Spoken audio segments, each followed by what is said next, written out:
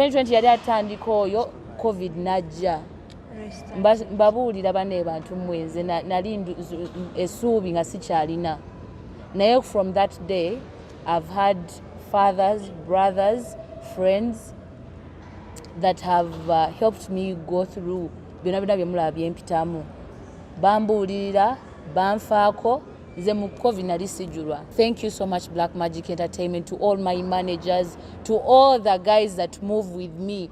Ngenze kushootinga wano, ngenze kugenda wa, ngenze wa. So thank you so much Black Magic. Nenebaza Black Magic Films, director Elivi Mugisa.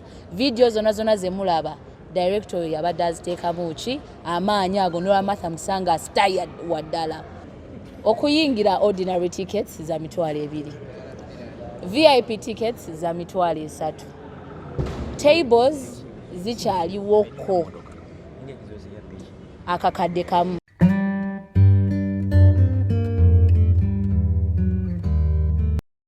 Nnya lyange nze Sonko Muhammad, tuli ku Freedom City, tuli mu keetalo Martha Mukisa Sisaaaga alina ekivvulu wano wennyini we tuli ne tuze tubeere nga tusupportinga mwannyinaffe ono sister Martha Mukisa. Tuze tumulaba ku malebanga ng'ayimba ennyimba ez'enjawulo naye ku Friday naku zombi zigenda ba 12 alina ekivvulu wano kyategese Freedom City kuyingira $2,000 n'abalala agenda banga tegeka bayingirira $3,000. That is VIP table ya kakadde. So tuli ku press conference wano nyagala mbere nga toyongerayo mu maaso nga bugenda okubeera nga etambula naye ng'ekifo nga bw'okiraba kigenda maaso n'okubanga kiyoyootebwa. Stage bagenda laba nga bagitereeza, lighting ya mulembe nnyo, waliwo abantu abatuula waggulu eri nga bw'oyinza okuba ng'olaba bantu batuula waggulu kifo kiri munda sokera ngo budde bukyali ojje in case embera budde ne webeera nga ekyuseemu ono babeere nga bakoze eki nga bajjudde bulungi nnyo nyini ddala. Katoyongere maaso ne press conference ya Martha Mukisa tulabe atusuubiza ki bigenda babitya kuyingira sawa meka n'ebirala byonna nnyo nyini ddala. Erinnya lyange nze Sonko Muhammad, katweyongereyo omwo. Mwebale kuwulira mulanga gwaffe kukoola kwaffe ne mujja mu bungi. Nze bino sibirabangako sakuba namawulire bangi we bati.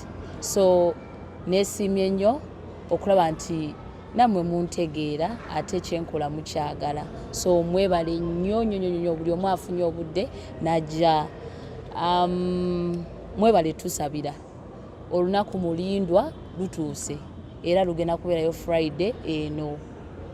Friday eno tuze tugyetegekera mpola mpola mu ngeri yaffe ntonotono naye ng'ate ekisinga okutiisa nti abamu mubadde mubira nti binene.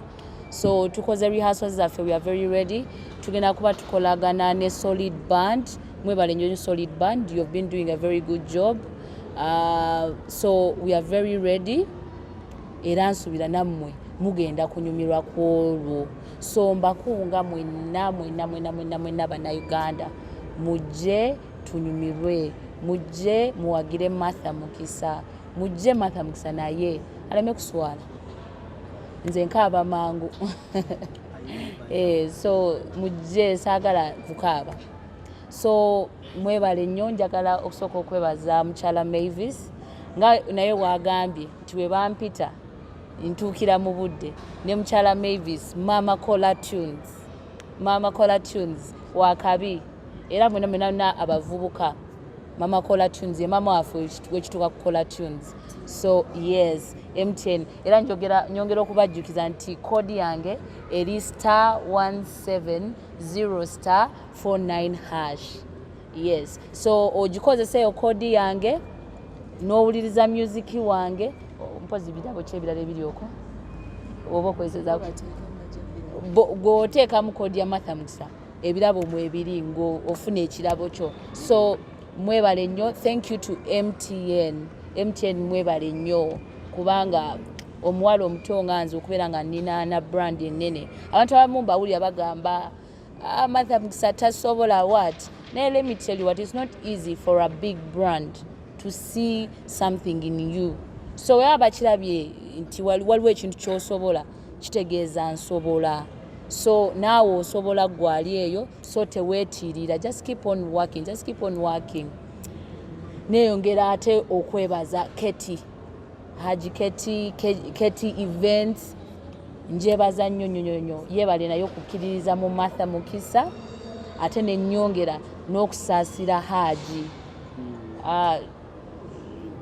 tusabe tulabe ekinaabirawo tuyinza okuhavinga hajj on that day oba tuyinza obutamufuna naye nga nyongera okumusaasira ate ne mukama yongera okumugumya nenyongera okwebaza Black Magic Entertainment banaye Black Magic Entertainment mujiwe ku bugalo nkimanyi muli ku kamera naye yes Black Magic Entertainment ye yansayininga nga 2020 yali atandika oyo covid najja mbabuulira bane bantu mwenze nali essuubi nga sikyalina naye from that day I've had fathers, brothers, friends that have helped me go through byonna byonna bye mulaba byempitamu bambuulirira banfaako nze mu covid nali sijulwa naye nga sikola I was not a performing artist. So thank you so much Black Magic Entertainment, to all my managers, to all the guys that move with me.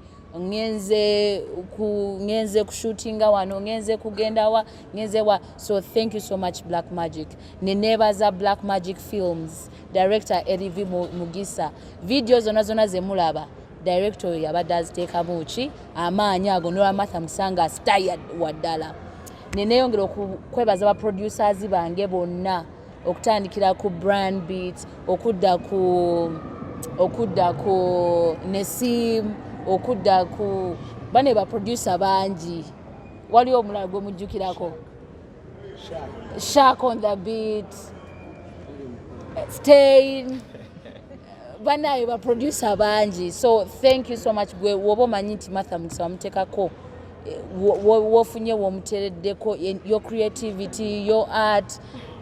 Victor webale nnyo Victor. So ngenda okwongera okwebaza bazadde bange. Nali badde siri wano singa bazadde bange tebanteka ku nsi eno. Ate abazadde abo be ba modern parents. Abazadde abo bandeka onkole ki kyenjagala kyempulira ku mutima. So mommy and daddy, thank you so much. Ba siblings bange mwebale nnyo kunfaako. Abantu abo babeera mu groups zange bayita abantu bakunga abantu, but they have other stuff to do. So thank you so much. Ndooza ngenda kweyongera okwebaza ba sponsors bange abantaddemu omusimbi. Eno event banaye tuli mu buwumbi na buwumbi bwa sente. Obadde olowooza kisebo? Kye tuli kwano tetuli mu kusaaga. So ngenda kweyongera okwebaza ba sponsors bange. Ngenda kutandika ne Jude Color Solutions, thank you so much. MTN Momo mwebale nnyo. Galaxy FM Zina mwebale nnyo. Kagwirawo Sports Betting mwebale nnyo. KBS TV mwebale nnyo. Sanyuka TV, thank you so much. Longwood Spare Parts mwebale nnyo. Black Magic Entertainment, thank you so much. Afro Mobile, thank you so much. And above all, Ketty Events mwebale nnyo. DJ Nimrod, webale kukkiriza omulimu guno gwe tukuwadde. Sebo omulimu guno tewayise yadde mukakungunta. Twalabidde ddala nti omuntu asobola okukola ogw'omuntu agenda kubeera gwe. So webale nnyo kukkiriza n'ogamba I'm going to be there for Martha Mukisa. And not only that, I know people are not seeing it, but me every time I see something controversial about DJ Nimrod, either I find him or I call him like, chiwayogeddeko kituufu. I know people are not going to accept it, but you're doing the right. This is the direction we need to take. So thank you so much. Banaye, nina kyendeseeyo munzijukizeko nange ndi muntu. Nyongera muwana. Tuyanza kasaizi sebo. Kasaizi katukolera. Eyongeddeko kakendeddeko. Aha. Kakati okubasembyayo bannaye kabadde kakodyo. Kimanyi nasose ne mbatandisa wali naye era kati mbasembyayo mu kakodyo. Mwebale nnyo all media house representatives. I posted yesterday mbadde simanyi nti mugenda kujjawe mutima bungi. Ate n'ekirala mwebale kunjagala. Nyingidde wano, but everyone is showing me like, oh Martha, we love you, like oli chali wange. So me I feel tutanya okugamba mbu bannamawulire tetosobola kubeera mukwano na bannamawulire. naye nze ekituufu kambabuulire mikwano gyange mu industry abayongedde okumpushinga babadde mmwe. It's you people. Me, when I find you people, I'm very free with you. And you tell me, Martha, we would want to talk about this and netukayana oluusi tetutuuka ku nzikiriziganya ate kyembeera nkoze ne mukikkiriziganya nakyo. So mwebale nnyo bannamawulire, tubaagala nnyo, mwebale kubeerawo for Martha ever since I started till now, until Friday, until forever. So thank you so much. Alpha Times, tukwebaza nnyo sebo, webale nnyo omulimu gw'okola, mwebale nakunsabula naye sijja kunyiiga. So nekirala team Martha Mukisa kambawulireko Martha Mukisa Sisaaaga musaaga mulimba Martha Mukisa Sisaaaga ago gennyini ge maanyi agabatasaaga. Bapromoters b'ebivulu mwebale kwagala Martha Mukisa. Ninayo mikwano gyange eyo ngenda ndoza batumiramu katonotono. Bajo promoter webale kwagala nnyo Martha Mukisa. Abitex promoter webale kwagala Martha Mukisa.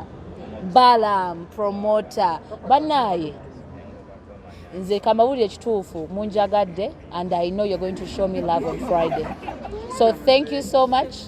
I love you. Thank you.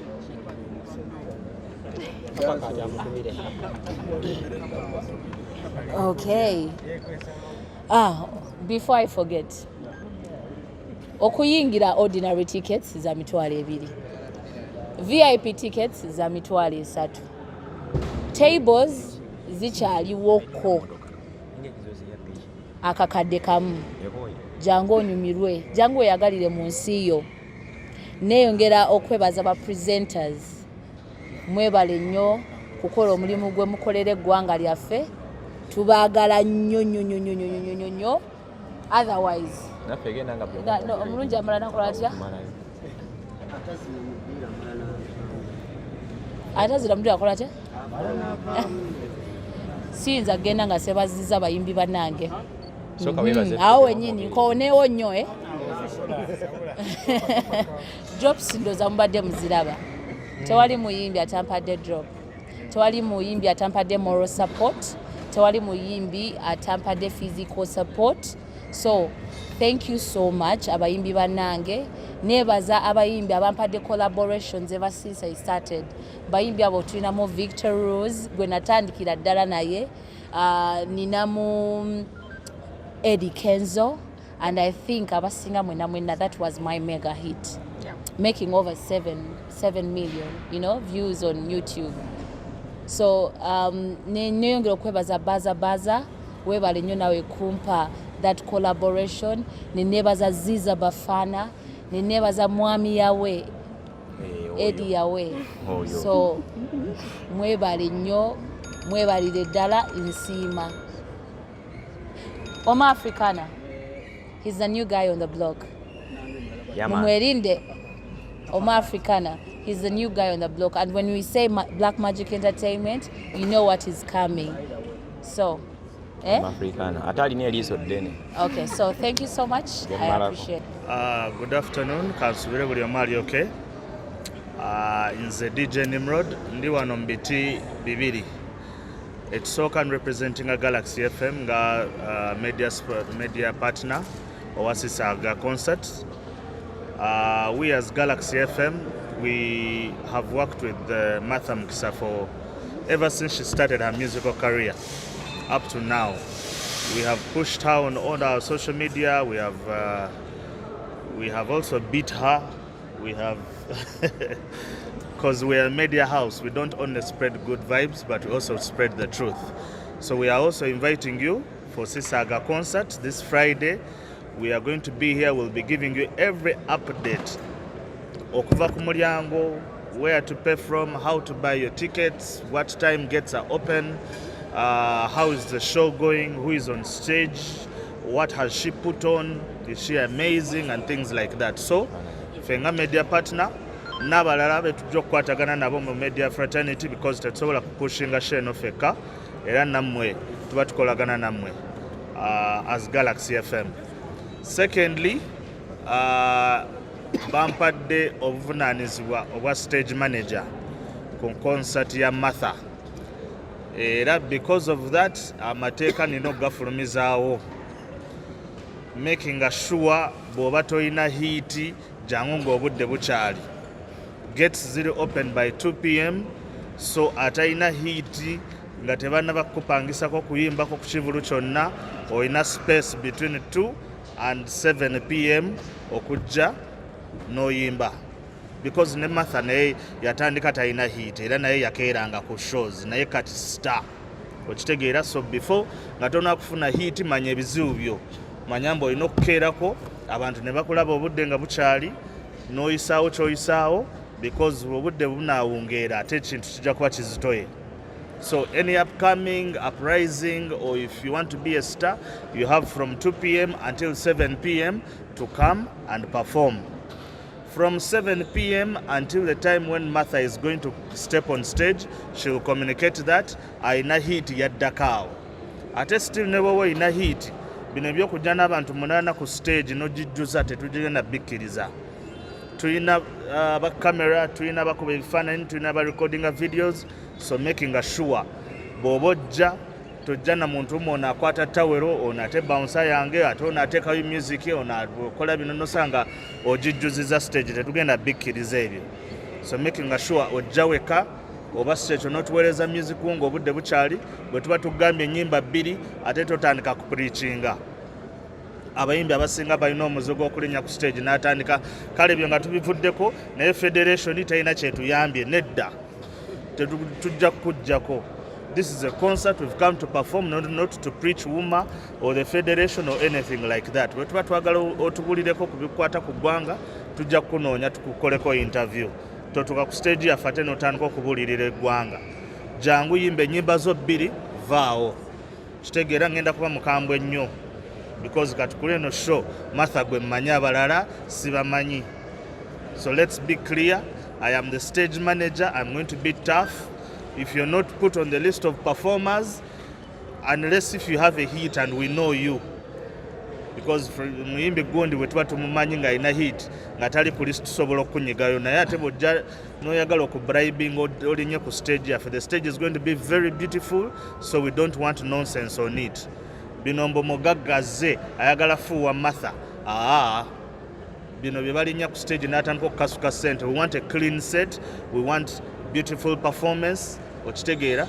Then of course we shall have time for the sponsors to also come and talk about the concert and things like that. If you're not a sponsor, whether you're Martha's friend, as long as I don't have you on the list, you won't step on stage. So let's be very clear. Sagala kusitula bantu, because ne security egenda kubeerawo. Sagala otandika okupreachinga bakusitule ate onyiige. Yes, thank you very much. Okay, kale tweyanziza Nimrod avudde ku Galaxy ate kagwirawo okuba nti ekampani ey'amaanyi ennyo esinga mu Uganda mu bya betting, tubirivingira nnyo okuteeka ssente mu bayimbi bannayuganda, nti omuyimbi nga Martha Mukisa alina ekivulu kye ekisooka.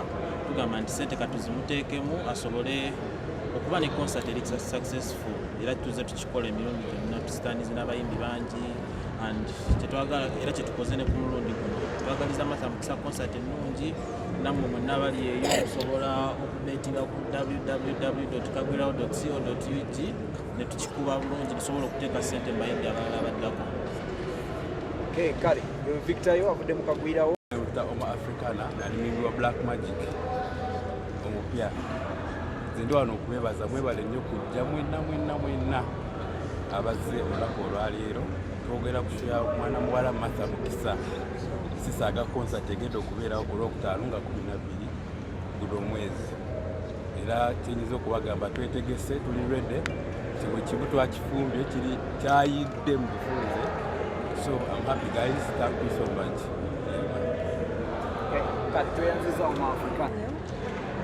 Thank you to all the sponsors, to the media team, mwebale nnyo.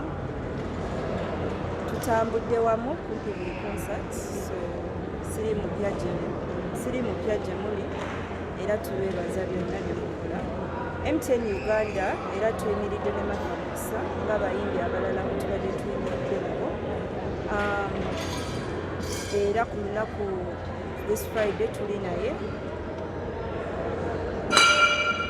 fans ba Martha Mukisa lunaku olwo abasooka 1000 balina discounted tickets nga basasula ku mobile money *165*98#. naye era mu activations ez'enjawulo gye tubadde mu butale tubadde bafans be nga bateekamu obuyimba bwe nga bawangula tickets. Twebaza nnyo management ya Martha Mukisa for the job well done.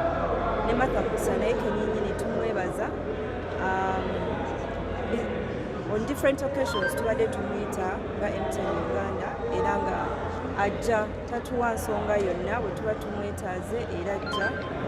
Thursday last week twali naye ku Twitter space okuzzaamu abavubuka amaanyi era n'ayogerako gye bali how MTN Uganda bweyimiridde naye akatono ennyo keemutaddemu era tweyanziza eyafuuka sita ate nga wakabi Martha Mukisa era twasalawo ne tugamba nti ffe nga abalomowe tugenda vat sponsoring esheno because tumukkiririzaamu byakola ne byayimba era omukulu director CEO angambye agenda Glory Table 2.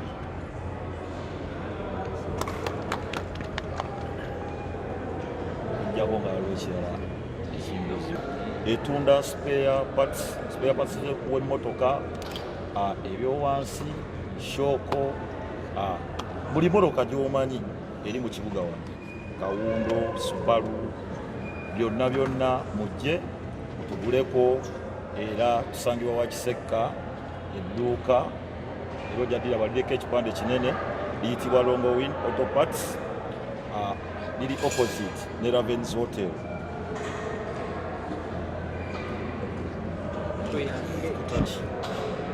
Esangibwa wali Wampeewo Kasangati opposite mafuta ga Doni awo era tukunga abantu bonna.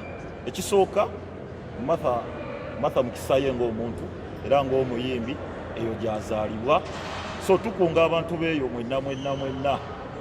mwenna abategeera Martha kuba kyekyalo kyakuliddeko mbakunga mujje mutubeererewo. Ebigambo byange neyanza nnyo neyanza